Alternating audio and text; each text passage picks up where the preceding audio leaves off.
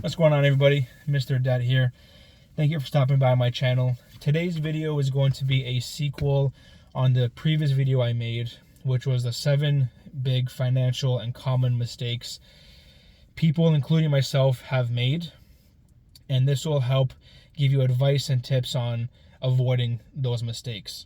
Now, I want to share with you how you can learn from some of the biggest financial mistakes I've made in my life, because I've accumulated over $200,000 in debt starting from the age of 22 years old, when I invested in an expensive real estate course that promised me the world and didn't deliver anywhere near that. Afterwards, I got into my head, started thinking emotionally instead of logically, and made a series of bad investments. Now, I learned from those mistakes, and I want to help you avoid them, which is why I want to create this channel, because I wanted to help create a community that can help you escape and navigate your debt while you gain the motivation, guidance, and support you need throughout this journey, because it is something that's not easy and that's not quick. It takes long and it's going to be challenging. But at the end of the day, I believe in you. I know that you're not a victim of your circumstances and you are in control of your life. No matter how impossible that may seem right now to you, where you're at, I used to be in the exact same situation where I thought that nothing was going to get better. It was only going to get worse.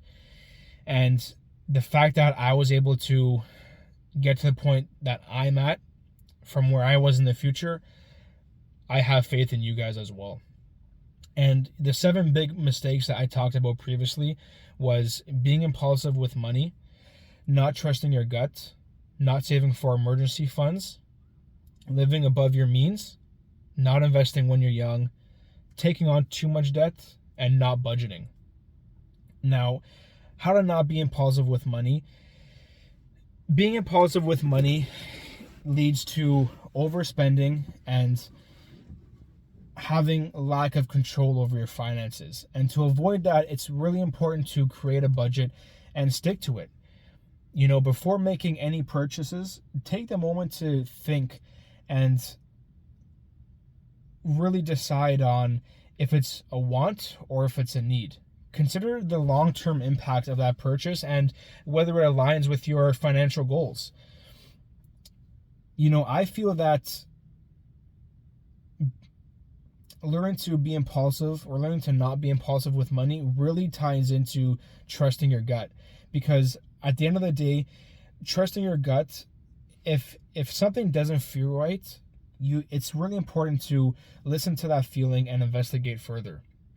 Right? Take the time to research any investment opportunity, any financial decision you're about to make before jumping in. And how I avoid that is sleeping on the decision, because I've understood about myself that when I'm about to make a decision that isn't a necessity, I tend to create situations in my mind that will help justify that purchase. But when I sleep on it, it tends to help me a lot more, because, you know, after I make that impulsive decision, after that initial dopamine hit happens, after I think about it, I start feeling really bad about myself, because I knew deep down that I didn't need to make that purchase. I went against my gut, and now I just put myself into a deeper hole and further from my financial goal.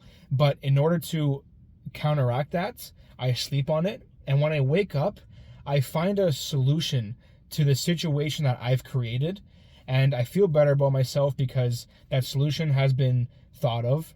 I saved money, and instead of being a step further, I'm now a step closer to my goal.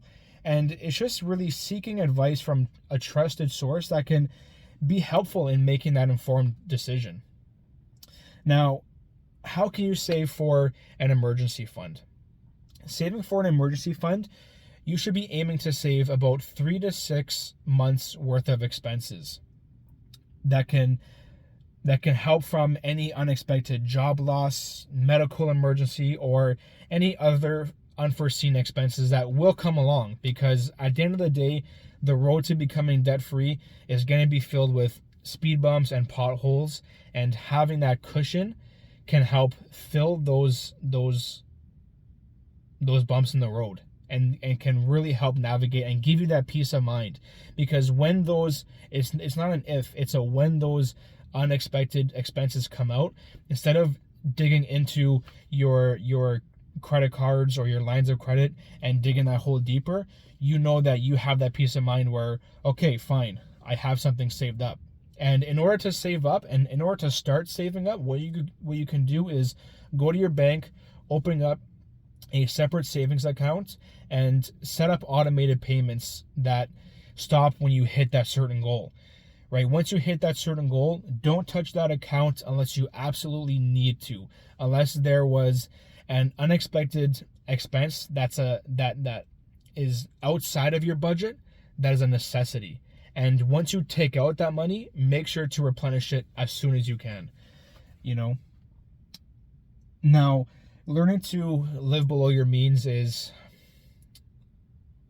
another muscle that we all need to work on, right? However, living below your means can help build that financial stability, and it means spending less than you earn, and to avoid unexpected or unnecessary expenses, right? Living below your means, in order to do that, you have to create the budget that has only essential expenses, right? And aim to reduce any discretionary spending that you don't need.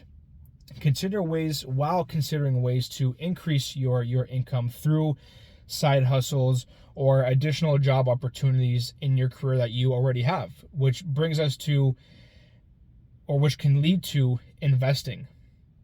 However, not investing when you're young can lead to significant long-term growth through the power of compound interest. Now, a lot of us are in the day and age where we're older. We're not as young as we used to be. Just like the saying goes, the best time to start was yesterday, but the second best time to start is today. As corny as that sounds, it's true.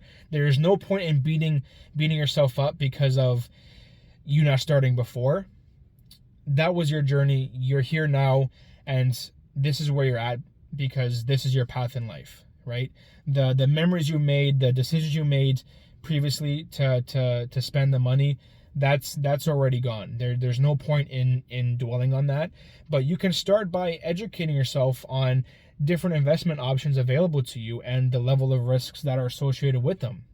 Consider with starting a retirement account such as a TFSA and an RSP if you're in Canada, or a 401k and an IRA if you live in the States, and make sure to contribute regularly to those accounts and take advantage of any employer matching program or tax benefits that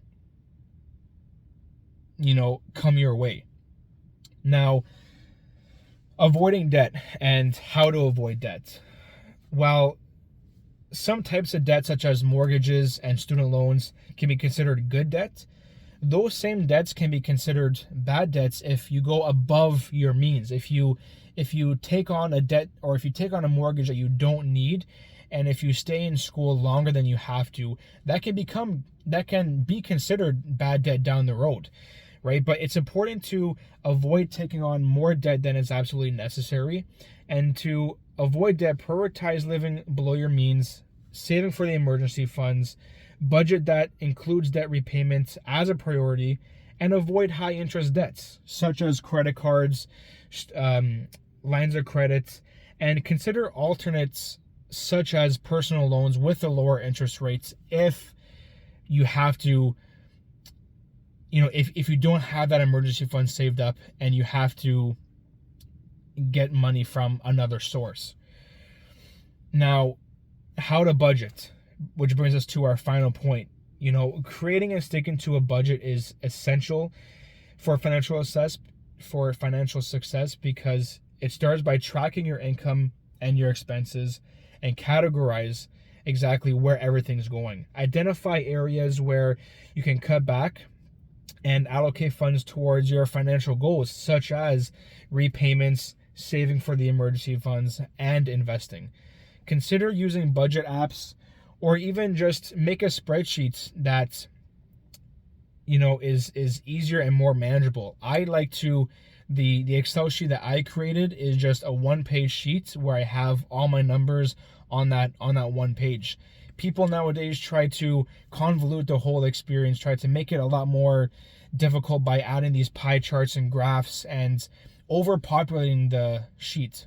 All you need is a one-page sheet with what's coming in and what's going out. The more you can simplify it, the better it is for you, and the better you're on your way to becoming debt-free. Listen, if you found this information useful, please subscribe to this channel, like this video, as it will help get this content out to other people who need to hear it. And if you know personally anybody who needs to hear this message, please share it out. Okay, share it out to as many people that you know needs to hear this message. I look forward to making more content like this. Okay, and as always, thanks for watching. Shoulders back, chin up, and I'll see you on the next one.